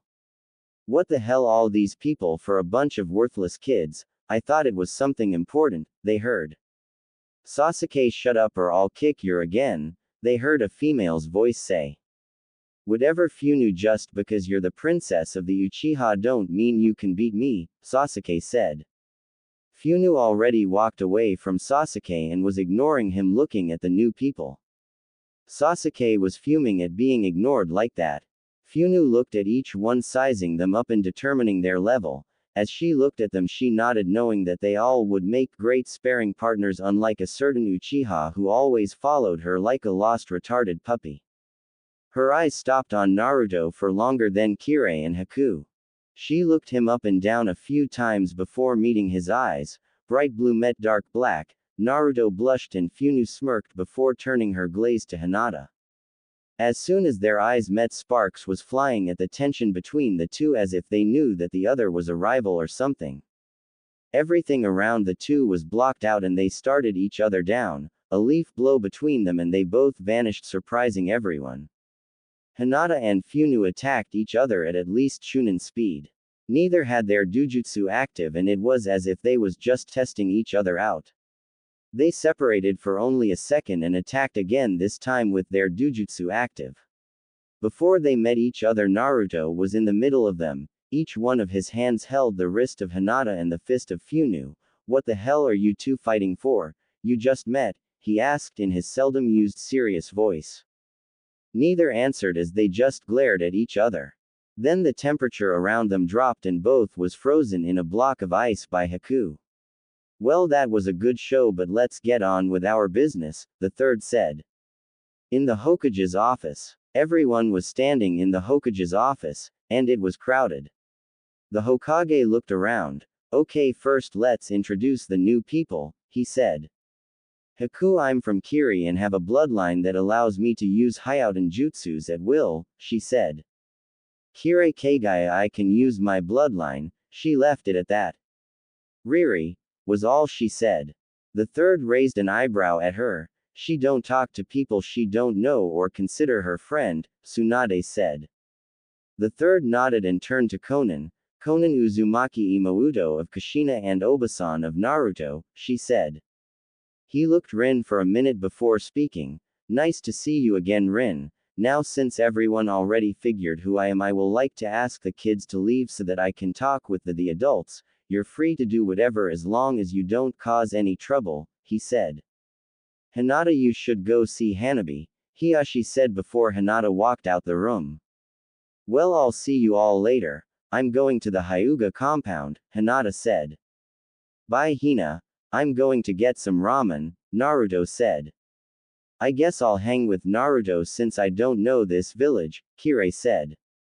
At the ramen restaurant, Naruto, Kirei, Haku, and Riri walked into the ramen restaurant. Gigi, I hope you have a lot of ramen because I haven't had some good ramen in 7 years, Naruto said as soon as he walked into the building. Ayame looked at Naruto and tackled him into a hug. You have to tell me everything that happened. Who are your friends? Is it true you have an Obasan and an Itoko now? How strong did you become? Am I asking too many questions? She ripped off rapidly. Tuki laughed. Ayame, why not get off him before you ask questions, he said. By this time the 15-year-old was straddling Naruto. He was bright red from the position they was in. Kirei, Haku, and Riri giggled at him. Sorry Naruto, she said getting up. I'll give 20 bowls of your best ramen, Naruto stated. The three girls looked at him. Are you serious? Haku asked. Oh, Naruto can eat some ramen, Tuki said walking into the kitchen. Okay, now Naruto, tell me everything, Ayame said sitting on the stool next to him. Well, first, my Obasan is named Konan. She is so awesome. I can't wait till you meet her, you are going to like her so much. Also Tsunade of the Senins is my Itoko also, Naruto said. What Tsunade? Ayame yelled. Yup. Also my Otusan is Minato Namikaze, who is the cousin of Tsunade, and my Kasan was Kushina Uzumaki. She was really beautiful. I have a picture of them. He then went on to tell her a very detailed description of everything that happened on his trip with Kirei and Haku, adding things. They was interrupted. Excuse me, can I order some food? They heard. Can't you see I'm busy learning everything my best friend went through the last 7 years, Ayame said, annoyed without looking at the person. Ayame, I think you should serve your costumers, Naruto said. Okay, fine. Ayame got off the stool and looked at the costumer. Oh, sorry Suduru, I just haven't seen Naruto in 7 years, I missed him so much, she said. Suduru looked at Naruto and blushed slightly. He is cute, she thought. It's okay Ayame, can I have the normal, she asked. Okay, Dad, we need the regular for Suduru, Ayame yelled. What, Sudoru is here now? With her and Naruto I'm going to be cooking all day, Tyuki complained. Hey, they are our two biggest costumers and I know you don't want to lose their business, Ayame yelled back. She then sat back in front of Naruto so he could finish his story. By the time he was finished, the ramen was done and Ayame was squealing with delight from his story. That's so cool, Naruto, you're so lucky, she said, hugging him tightly. Once she let him go, Naruto dug into his ramen. He got down to his last bowl and heard another. He looked over at Sudoru and saw her with 20 empty bowls of ramen. He finished his bowl. Another? He asked. Sudoru looked and took this as a challenge. No one openly challenges a Akamichi like that, she thought, and ordered another. Naruto looked over. You're so on, he thought. He finished his bowl. Another, he ordered. Ayame, Kirei, Haku, and Riri just watched amazed and disgusted at the two scarfing down their 30th bowl of ramen. Hinata and Hanabi walked into the restaurant. Hinata introduced Hanabi to her friends, but Hanabi was more interested in the two scarfing down ramen. She just stared at them in awe as they had their eating competition. On the 35th bowl, Naruto couldn't eat anymore and raised his hand in defeat. Sudoru smiled. No one can beat an Akamichi in an eating competition. My Nisan is going to be so jealous when I tell him I won another competition, she said, boasting her latest victory. Once she was finished gloating, she turned to Naruto. Sudoru Akamichi, she held her arm out. Naruto watched her gloat her victory in surprise.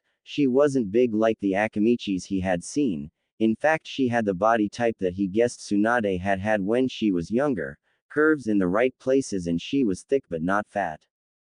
Naruto guessed if he was to hug her his hands would touch behind her back, if barely. She had the cutest red circles on her cheeks that he had ever seen, with long red hair, and she seemed to be a sweet and nurturing person. How can someone eat so much and still have a great figure like that, he thought when she spoke to him.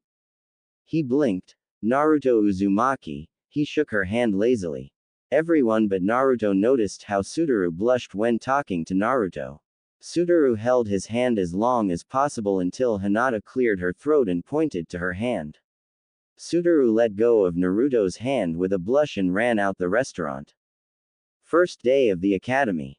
Hinata, Naruto, Haku, and Kirei walked into the assigned classroom and looked around. Immediately they recognized Funu, Sasuke, and Sudoru. Looking around, they saw a pink-haired girl fawning over Sasuke who was brooding, but about what they didn't know or care. They saw someone who looked even lazier than Naruto, a chubby boy who looked like Sudoru, a boy with an puppy on his head, a boy with glasses on and a coat, and finally a blonde girl who was taking notes. The instructor got their attention. Can you all introduce yourselves? He asked. I'm Naruto Uzumaki, he said, leaving out his full name. Hinata Hyuga, she said. Haku, just Haku, she said. Kirei Kagaya, she said. Well, can you all take a seat now so we can continue the lesson? Iruka asked. As they was walking, Sudoru called out, Hey Naruto, come sit with us, I want you to meet my Nisan, she called out, waving her hand. Naruto walked over to her, the other followed. Hey, you're Naruto, my Imouto told me about you. I'm Choji, the boy said. Hey, you two look alike, Naruto said. We are twins. Choji is a few minutes older, Sudoru said. Awesome, Naruto said. He then sat by Choji to get to know him so he would at least have one guy friend in the mix of all his female friends. The girls sat by Sudoru. As soon as the lesson started, Naruto and Shikamaru fell asleep. Iruka threw two erasers up and hit the two boys in the head, waking them up. Don't sleep in my class, he yelled. Why not? I already know this stuff. Kasen and Itoko made us learn this stuff years ago, Naruto complained. This is troublesome, I already know this, Shikamaru said at the exact same time. Kasen Itoko, you're just a homeless orphan whose Kasen abandoned, Sakura yelled. Everyone looked at her. How would you know that, Sakura? Ino asked. Sakura scoffed. My Otusan tells me everything that happens in those boring council meeting, like how Naruto is the human form of, she was cut off. Naruto made some hand signs and an earth pillar came out the ground and knocked and held Sakura up against the wall. He had a look in his eyes that his best friends never saw before. He slowly stood up looking at the desk. I knew this would happen. It's damn idiots like you who make life hard for people like me. What did your Otusan tell you, Sakura, that I'm the Kyuubi reborn, or I'm the Kyuubi in his human form? Which was it? He asked with no emotion but hate in his voice. He waited a few seconds. What, no answer? Well, I'll tell you why you can't answer. Because I'm neither. I'm Naruto, heir to the Uzumaki clan and Jinchuriki for Kyuubi no Kitsune, who was sealed in by the Yondaime, to save your Otusan. Sorry. And what do I get for keeping bastards like you safe? Absolutely nothing but beating from the time I was 3. I have even had shinobis try and kill me because of something I had no say in, he said. Naruto wasn't the only one pissed though, as the temperature in the room dropped dramatically. Haku, Hinata, and Kirei all walked up to Sakura. We will only tell you this once. Call our friend anything but his name and we will kill you, they said. Everyone else in the room was shocked at what they just learned. Funu had a small smile. Naruto, you and your friend are interesting. Maybe you all can give me the sparring partners I need to, she thought. An ANBU team appeared in the room. They looked at the Doden Jutsu and followed it up to Naruto. Not long Yugito and Konan appeared in the room. Naruto, Uzumaki, what the hell did I tell you when you left this morning? Konan scolded as she marched up to the boy, completely ignoring everyone else. But Kasen, he was cut off. Don't but Kasen me, because I don't want to hear it. I gave you specific instructions and you blatantly disregarded them, she said. But Konan, it. Hinata was cut off. Hinata, don't try and cover for him, Yugito said. Excuse me if I can, but what happened wasn't his fault. Tem's pink-haired fangirl was the one who spoke out of term. She was the one who said he was a homeless orphan whose Kasen abandoned him. She was the one who called him the Kyuubi in human form instead of what he is, a kid just like the rest of us, Funu said. Konan did a U-turn and headed straight for the pink-haired girl. Yugito foresaw what was to happen, spoke. Naru, don't let what people say get to you. Just ignore them. Sakura, you're quickly digging your own grave. She then touched Konan's shoulder and vanished with the pissed Uzumaki before she could reach the academy student. Sasuke got over his shock and walked up to Naruto. Fight me, he said. Everyone turned and looked at him. Piss off, Uchiha, Naruto said. What's wrong? Scared I'll hit you back, Sasuke taunted. Naruto yawned loudly and laid his head back on his desk, imitating Shikamaru, and fell back asleep. Sasuke scoffed and went to his seat. A month later, Kakashi, Asuma, and Yugo was in the Hokage's office. Now I know you was told your teams already, but there is going to be a small change to them. I'm adding a member to each team. Yugo, your team will get Hinata. Kakashi, your team will get Naruto. Asuma, your team will get Haku. Guy's team already got Kirei, he said. Why not just put them on a new team? Kakashi asked. If it was just 3 I would, but since it's 4 I can't. This is the best solution, the third said. I have no problems with it. Hinata will fit in with my team perfectly, Yugo said. I agree, Asuma said. In the academy, Iruka was looking over the students. Well, congratulations on passing. Now listen for what team you will be on. He went through the teams. Once he got to Team 7, everyone started to pay attention. Team 7 will be Sasuke and Funu Uchiha, Sakura Haruno, and Naruto Uzumaki. Naruto sighed and laid his head back on the desk. Team 8 will be Suduru Akamichi, Shino Aburame, Hinata Hyuga, and Kiba Inuzuka. Suduru cheered for being on a team with someone she liked while hugging the smaller Hyuga girl. Team 10 will be Ino Yamanaka, Choji Akamichi, Shikamaru Nara, and Haku. Shikamaru mumbled troublesome. Choji ate some chips and Ino looked at Haku and smiled. Kirei will be placed on Team 9, which is taught by Guy. He finished and left. Everyone watched him leave and started to leave for lunch. Funu saw Naruto sleeping and walked over to him and nudged him. Hey, wake up, she said. Naruto slowly woke up. What? He asked. Time for lunch, And if you're going to be on my team, we need to know a little about each other, she said. Naruto noticed the other teams doing the same. Okay, what do you want to know? He asked. I just need to know one thing. That you want bail when things get too hard on a mission or in a fight.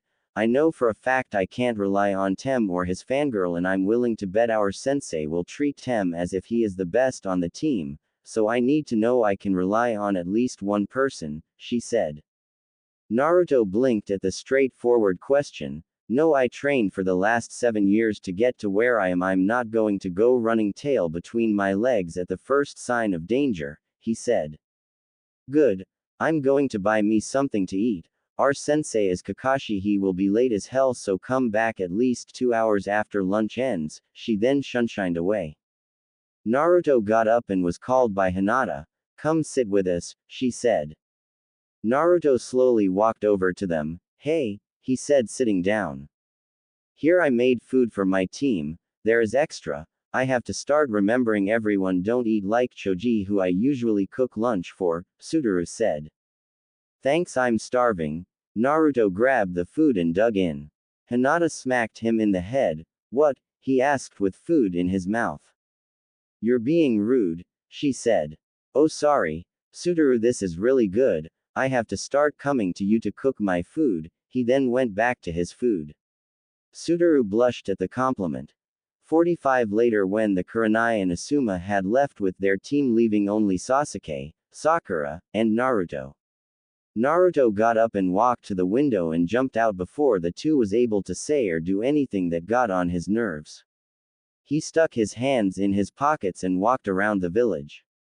2 hours later, Naruto was jumping through the window and saw Funu walk to her seat.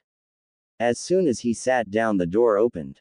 A silver-haired Junin with his Hittite over his eye and was reading a perverted book that was probably written by Jiraiya, Naruto guessed, walked into the room.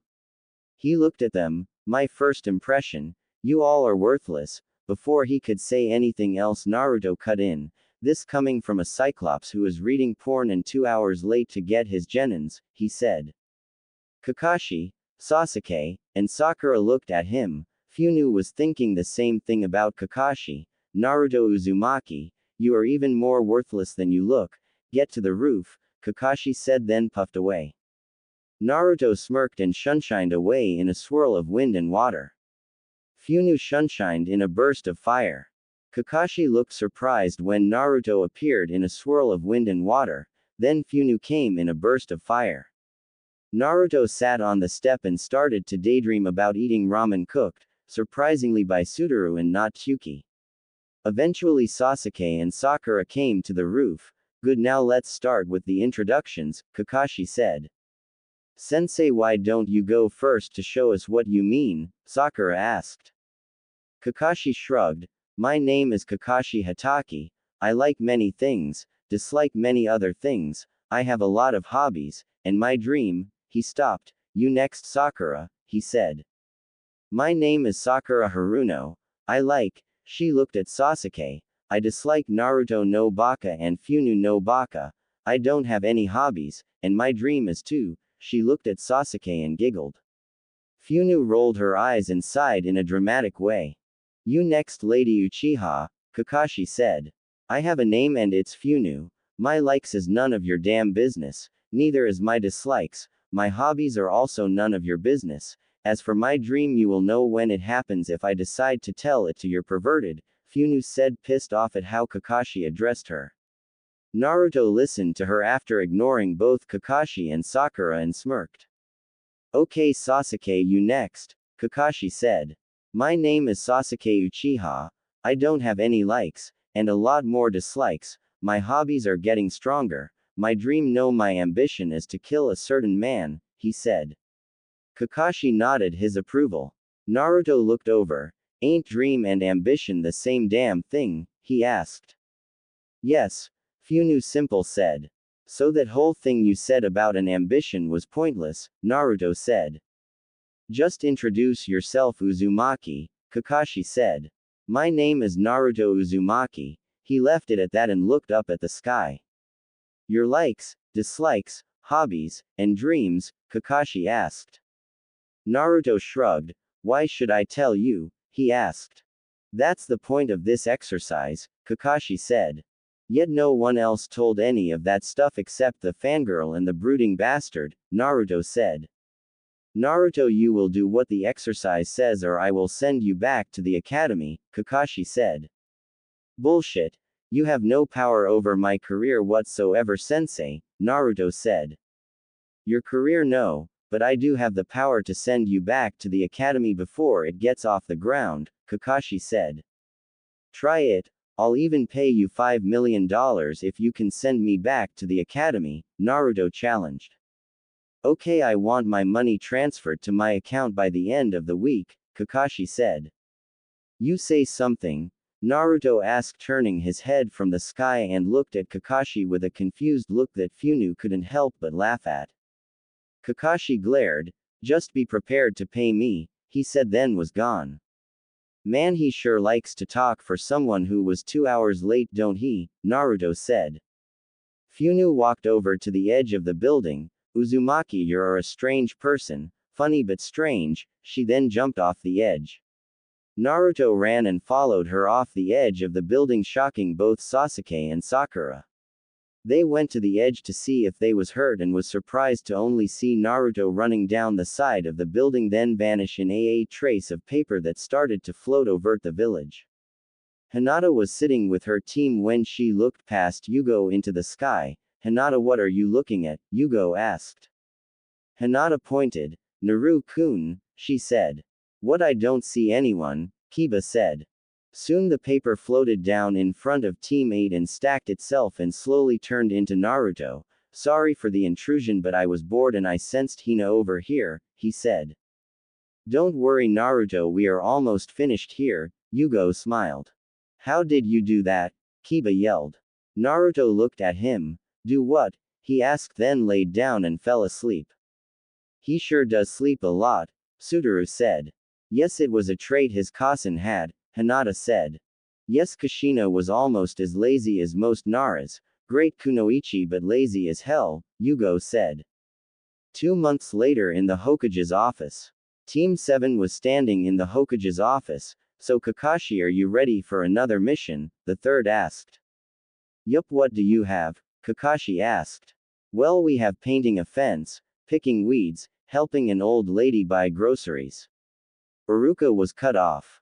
No, absolutely no way. Not anymore, I'm tired of doing chores that the Konohamaru Corps can do. The third raised an eyebrow at him, knowing his grandson. I'm a shinobi. I was trained to be a shinobi and I will die being a shinobi.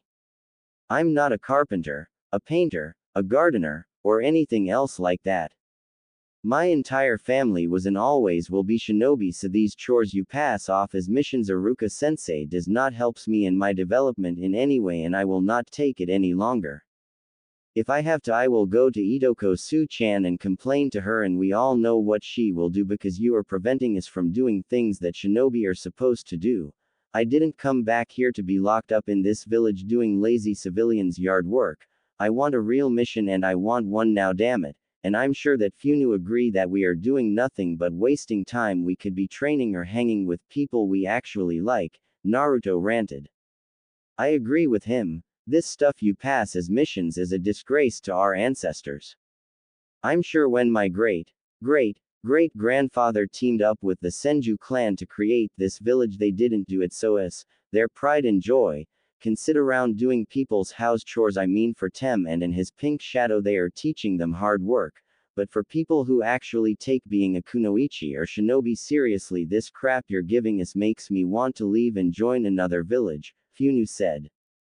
The third nodded his understanding. I would like to thank you both for stating your argument in a professional way instead of the loud and rather confusing way that Kiba did. But I will look through the missions and see if we have anything on your level that involve you leaving the village, he said. Naruto and Funu smiled.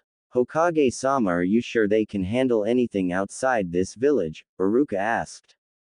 Iruka Naruto spent most of his life outside the village.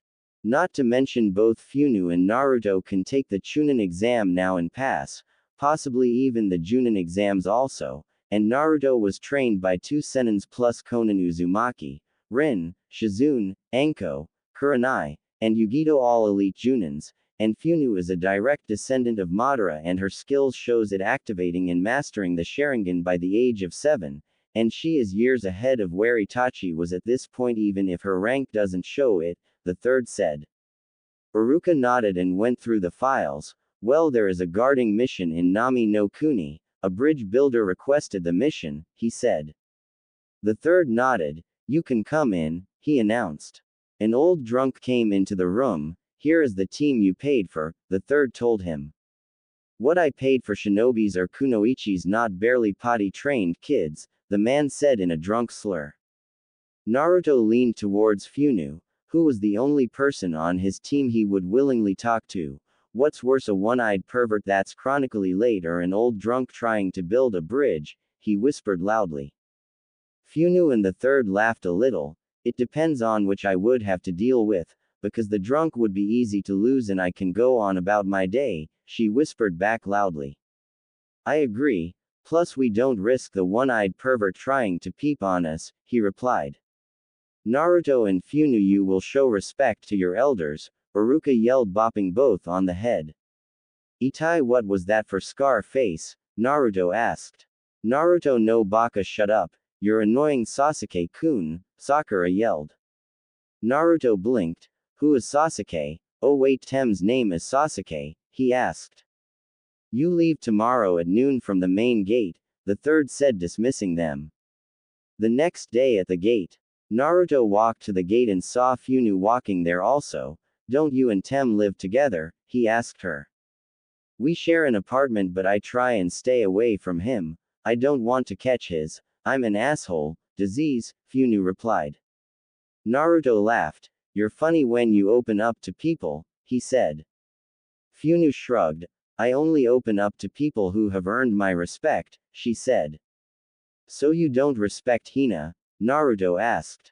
She looked at him. Respect have nothing to do with that. She has amazing skills, she is someone who I can have as a rival to help me grow stronger, she said. Naruto nodded.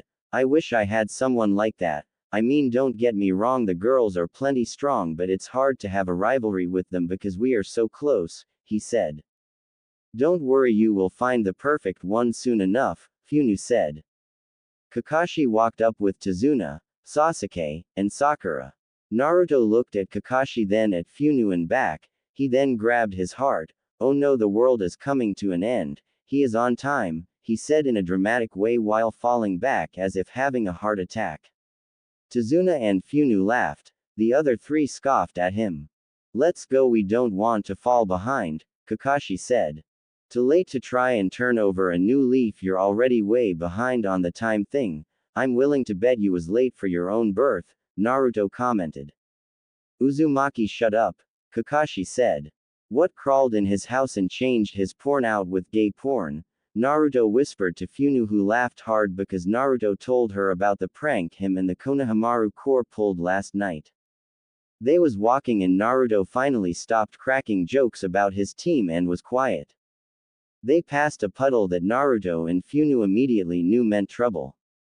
Naruto slowly bit his finger while Funu readied her bow staff. As soon as the two came out of the puddle, they had their weapons in hand. Naruto had his gunblade coming in a downward arch while Funu brought her bow staff in an upward arch at the two. The two brothers jumped to the side and the weapons connected with the chain holding their weapon together and it broke. Naruto was about to bring his gunblade back on the one closest to him, but Sasuke ran in front of him with a kunai and stabbed the demon brother in the stomach. Naruto looked over at Funu and saw Shiwa watching them with her enemy on the ground disarmed and her staff to his neck, she smiling at him. Kakashi came out from the trees. Good job, Lady Uchiha and Sasuke, I would expect no less from two Uchihas, he said. Yes, just give my hard work to the brooding asshole, why don't you? Naruto mumbled under his breath. Kakashi turned to Tazuna. Is there something you're not telling us? He asked. Not that I know of, Tazuna said. Then why was those two attacking you? Kakashi asked. Tazuna told them about Gato. You lied and could have resulted in Sasuke's, Funu's, or Sakura's death. Kakashi was cut off. What am I invisible here? Naruto asked. Like I was saying, you holding information from us could have resulted in the deaths of these kids. Would you have wanted that on your soul? Kakashi asked. Apparently his villages and family safety was more important, Naruto said as if it was obvious. And the fact that he tried to refuse us from coming should have told you something was up, Funu said. Anyway, this mission is AB ranked and they are only a genin, Kakashi said. Yay in rank, but that's not the important, it's level that's important, and Jiraiya himself told me that I'm a level C shinobi, and I am willing to bet that Funu is also at least a level C kunoichi, while the demon brothers are also level C, so by that information we can do this mission, Naruto stated logically. I can't risk those three dying on this mission, Kakashi said. And I don't care what you can risk or can't risk, I'm still going on this mission rather you like it or not, Naruto said. You are not going nowhere but back to the village, Kakashi said.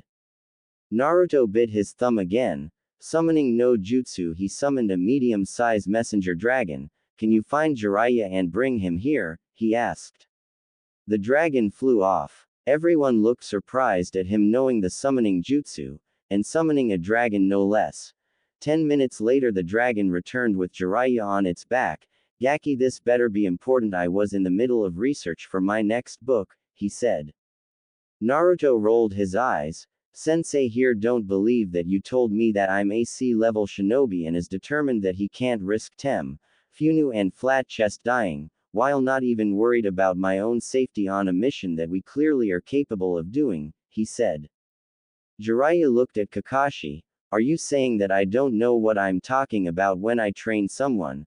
I, the one who trained the Yondaime, who by the way trained you.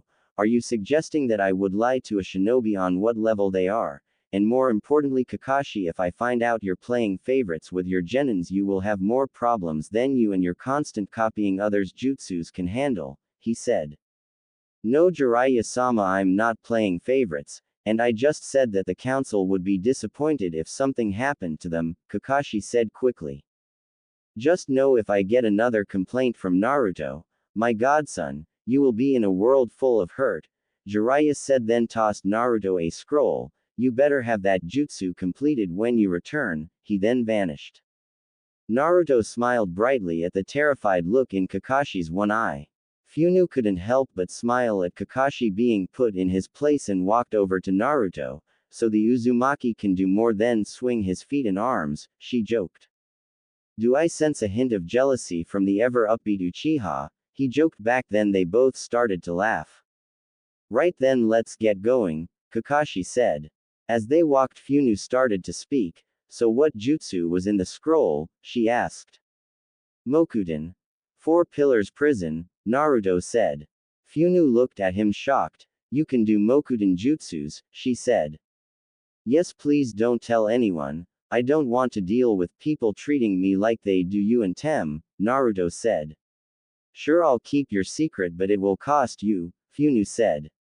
What if I can get you a summon contract? Naruto said. Funu thought. What can you get? She asked. Naruto thought. There is a lion contract in Nami no Kuni, but you have to find it. The dragon then puffed away. I'll help you find it, Naruto said. Deal, Funu said.